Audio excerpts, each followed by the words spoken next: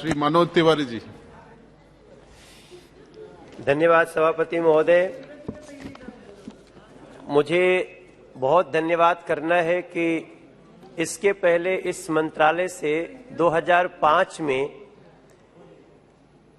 इस संदर्भ में कुछ किया गया था और 2005 के बाद सीधे 2023 में चिंता की गई है। और इसमें जो स्पष्ट रूप से दिख रहा है, जो प्रधानमंत्री जी की भावना है, जब जब खेती की बात आती है तो इस देश में अक्सर दो बातों की चर्चा हो रही है। खेती से जीवन अमृत की तरफ कैसे बढ़ सकता है और खेती करने वाले वो कैसे अमृत रूपी व्यवसाय में जा सकते हैं। दोनों की पूर्ति इस बिल में हो रही है। मलूक नागर जी ने बहुत अच्छी बात कही। हम बिल्कुल नहीं कह रहे हैं, आप अच्छा वाला विपक्ष हैं, आप अच्छे विपक्ष हैं और ऐसे ही विपक्ष की कल्पना प्रधानमंत्री जी करते हैं, जो कुछ अच्छी बातें कहे और इधर से उसको स्वीकार किया जाता है। हम इस तरफ चल पड़े हैं। जब हम जल कृषि की बात करते हैं सभापति महोदय, तो हमें ऐसा लगता है कि इसमें सिर्फ मत्स्य पालन है। इसमें और भी बहुत सारी चीजें हैं, समुद्री घास, इसमें सीप मोती, इसमें झींगा केकड़ा, ये सारी चीजें ऐसी हैं जो दुनिया में बहुत इसकी डिमांड है। और जो प्रधानमंत्री जी ने ईज ऑफ डूइंग बिजनेस की एक कल्पना, उसके तहत जो कार्य हुआ है उसका इस बिल में पूर्ति किया गया है। मुझे याद आता है जब हम लोग अपने दादी को या बड़ों को प्रणाम करते थे तो लोग कहते थे कि 100 साल जिया। हमारे यहाँ गांव में भोजपुरी में लोग कहते 100 साल जिया, आपके यहाँ भी कहते होंगे। तो 100 साल जिएंगे कैसे? तो हम अमृत काल में हैं और जिस प्रकार से कृषि के मार्फत ऐसे अनाज की उत्पादन हो कि लोग उसको खा करके 100 साल जिए, ये हमारा मिलेट ईयर भी चल रहा है। वैसे ही जल कृषि को लेकर के जो ये बिल, जैसे हमारे सांसद साथी ने कहा, आज निश्चित रूप से जो मछुआरे देख रहे होंगे संसद की गतिविधि को या मीडिया में पढ़ेंगे, वो नरेंद्र मोदी जी के लिए और पुरुषोत्तम रूपाला जी के लिए बहुत धन्यवाद करने वाले हैं।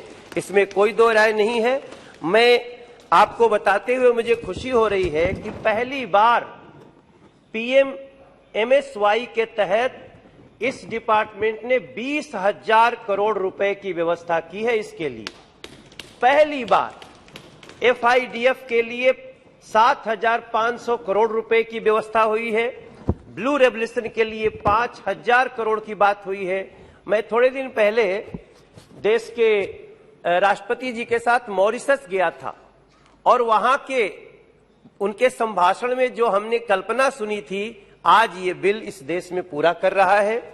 और मैं एक और बात कहते हुए ज्यादा लंबा नहीं करूंगा क्योंकि मेरे साथियों ने बहुत सारी बातें कह दी हैं, लेकिन सबसे इंपॉर्टेंट बात है कि मलूक जी ने हालांकि उसका उठाया कि आप अगर किसी ने रजिस्ट्रेशन नहीं कराया ये व्यवसाय करते हुए तो उसको जेल की सजा का प्रावधान होता था।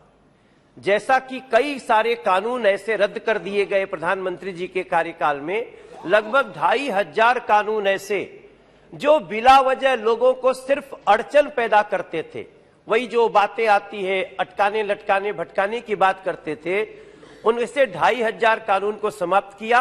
और यहां भी एक ऐसा कार्य हो रहा है जिसमें अगर किसी से गलती भी हुई तो उसको आर्थिक दंड होगा, जेल के प्रावधान को समाप्त कर रहे हैं। मैं समझता हूं पूरा सदन इसको सराहना कर रहा होगा। और एक बहुत अच्छी बात इस बिल के मार्फत हुई है। देखिए, योग्य व्यक्ति को योग्य पद पे आना चाहिए। अभी क्या होता है, जैसे पहले वो तो बेंच के लोग हैं नहीं, लेकिन पहले के लोग क्या करते थे, सरकारों में पद कोई भी हो, अपने परिचित को रख लो, चाहे वो विशेषज्ञ हो या ना हो, उस विभाग की जानकारी हो या ना हो। लेकिन पहली बार ऐसा प्रावधान किया गया है कि इसमें सदस्य भी वो बनेगा जिसमें विभाग की विशेषज्ञता हो। पहली बार इसमें ऐसा किया गया कि सचिव जैसे पद की प्रावधान ही नहीं थे इस कार्य को करने के लिए। सदस्य सचिव रख दिए जाते थे। जब तक कोई उसको हेड नहीं करेगा, कैसे ऐसे विभाग आगे जाएंगे? तो पहली बार इस बिल के मार्फत सचिव के पद का इन्होंने प्रावधान किया है और इसके लिए मंत्रालय को मैं एक बार पुनः बहुत धन्यवाद करना चाहता हूं। और एक बात और यहां पे आई है जिसको अध्ययन करते हुए मुझे लग रहा था कि ये बहुत ही अच्छी बात हुई है, और वो है कि जो लोग ऐसे व्यक्ति को भी इन्होंने ऐसे काम में डाल दिया जिसका पिछला रिकॉर्ड बेदाग नहीं है, वो दागदार व्यक्ति है, भ्रष्टाचार में लिप्त है और ऐसी जगह से सिर्फ अपने और अपने परिवार का वो करप्शन करने में लगा हुआ था। ऐसी सारी वस्तुओं को किसके द्वारा दिया गया? स्टैंडिंग कमेटी के द्वारा दिया गया। बार बार उधर से सवाल एक उठता है, इस बिल को स्टैंडिंग कमेटी में भेज दो। स्टैंडिंग कमेटी में केवल भेजने से होगा या स्टैंडिंग कमेटी के जो भी निष्कर्ष निकल के आएंगे उनको मानने से होगा?